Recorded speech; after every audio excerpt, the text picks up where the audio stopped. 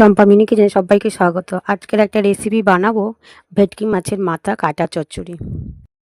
প্রথমে আমি কড়াতে দিয়ে দিয়েছি পেঁয়াজ, বেশ খানিকটা পেঁয়াজ হালকা করে ভেজে নিয়ে দিয়ে দিয়েছিলাম আদা রসুন, দিয়ে ভালো করে ওটা কষে নিলাম। দিয়ে দিলাম টমেটো কুচি আর দিয়ে দিয়েছিলাম লঙ্কা কুচি।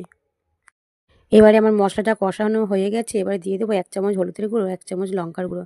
বেশ ভালো করে কষিয়ে নেবো। কষানো হয়ে গেছে, আমি মাছের মাথাটা ভেজে নেবো না, এর মধ্যে আমি মাছের মাথাটা দিয়ে দেবো।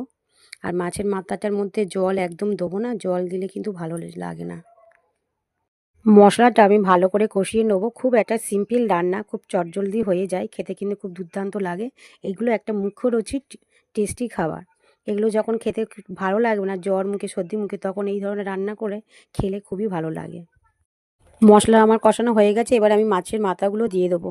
ভালো করে মাছের মাথাটা দিয়ে কষবো। আলাদা করে আমি ভেজে আর নিই মাছের মাথাগুলো, এই মশলার মধ্যেই কষাবো। মাছের আমার কাটা চচ্চড়ি হয়ে গেছে। এবারে দিয়ে দেবো 1 চামচ মতন গরম মশলা আর বেশ খানিকটা দিয়ে দেবো ধনেপাতা কুচি। আজকের মতন এইটুকু, টাটা। দেখা হচ্ছে নেক্সট ভিডিওতে।